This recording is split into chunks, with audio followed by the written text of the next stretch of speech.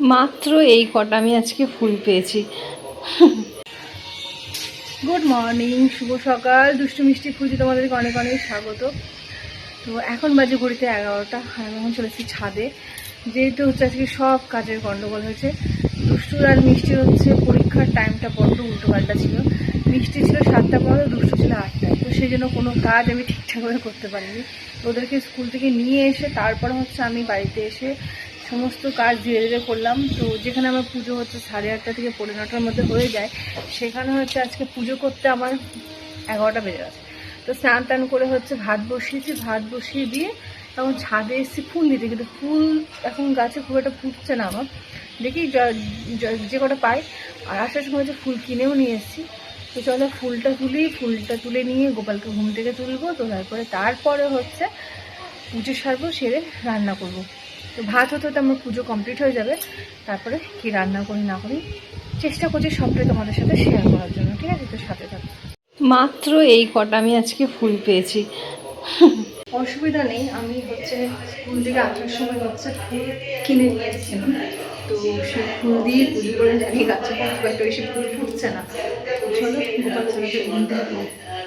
তো এই যে সবাই ঘুম করছে এখন, সবাইকে ঘুম থেকে তুলবো। আমার আসন পেতে দিয়েছি। এই যে গোপালের সোনার জামা কাপড় কেচে সব রাখা হয়েছিল, এগুলোকে তুললাম।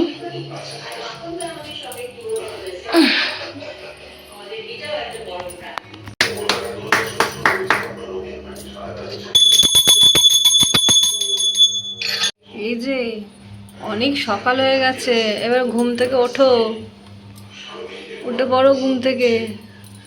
আর বেলা অবধি ঘুমোতে হবে না, ঠিক আছে? তাড়াতাড়ি উঠে পড়ো, অনেক বেলা হয়ে গেছে কিন্তু।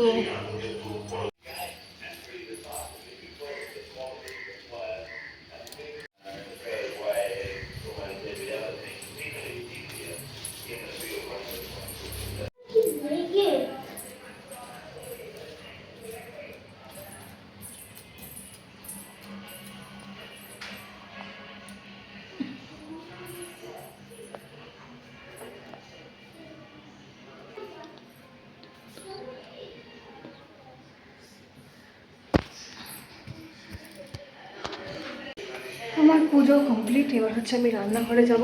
রান্নাঘরে এখন ভাত বসিয়ে তো আমি গেছিলাম, আর আমারই কুকার সিটি দিয়ে যাবে। লোকের বাড়ি কুকারে সিটির আবার পেয়েছি, মনে হলো গ্যাসটা নিভিয়েতে বলেছিলাম, বলেছি না, আমারই প্রেশার কুকার সিটি দিয়েছে। চলো এবার রান্না কী করি দেখা যাক। ঝটপট করে, আমার 12:15 বেজে গেছে। এখন আমি করব সজনে ডাঁটা সেদ্ধ করব, জিরে ফোড়ন দিয়ে নুন হলুদ দিয়ে সেদ্ধ করবো। তো এটা সেদ্ধ খাওয়া খুব ভালো, তরকারি করেও খেতে পারো। তরকারি খাওয়া তো, সেদ্ধ তরকারি দুটোই খাওয়া ভালো। তো তেল মশলা ছাড়া সেদ্ধ করবো এটা, তো বাচ্চাদের জন্য, শাশুড়ি মায়ের জন্য। তো চলো ঝটপট করে নিই। সজনে ডাঁটা সেদ্ধ করতে দিয়ে এসে এখানে চলে এলাম বেগুন কাটতে। আলু বেগুন বড়ি দিয়ে তরকারি করব, আর হচ্ছে ঝিঙে মুগের ডাল দিয়ে করব। তো ইউটিউব দেখলাম ঝিঙের তরকারি রেসিপিটা, দেখলাম খুব ভালো লাগলো। তো আলু বেগুন বড়িটা করে নেবো সর্ষে লঙ্কা দিয়ে নিরামিষ। তারপর ঝিঙে আলু বড়ি তরকারিটা নিরামিষ করবো, যেহেতু শ্রাবণ মাস চলছে। তো গোটা শ্রাবণ মাস আমি নিরামিষ খাবো, আর হচ্ছে বাড়ির প্রত্যেকে নিরামিষ খায়। তো চলো এখন গ্যাস জ্বেলে ঝটপট করে আলু বেগুন বড়ি তরকারি বসিয়ে দিয়ে কড়াটা ইগনোর করো। আর তারপর এইদিকে আমার সব রান্না বান্না কমপ্লিট হয়ে গেছিলো, সবাইকে খেতে খেতে দিয়ে আমি চলে এসেছিলাম সিঁড়িটা পরিষ্কার করতে।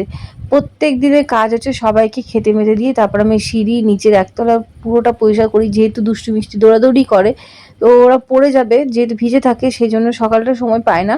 ওই দুপুরে রান্নাবান্না কমপ্লিট হয়ে যাবার তখনই আমি একটুখানি সময় পাই, তখন ঘর দোরগুলো টুকিটাকি যা থাকে নিচের একতলাগুলো পরিষ্কার করি। দোতলাটা হচ্ছে সকালবেলায় করে নিই, সেই জন্য হচ্ছে একতলাটা হচ্ছে একটু বেলার দিক করে করি। তো তোমরা আমার ব্লগটা কে কোথা থেকে দেখছো অবশ্যই জানিও। চেষ্টা করছি রেগুলার তোমাদের সাথে ব্লগ শেয়ার করা, যতটা পারবো ততটা শেয়ার করবো। তো সবাই খুব ভালো থেকো, সুস্থ থেকো, সবাইকে টাটা।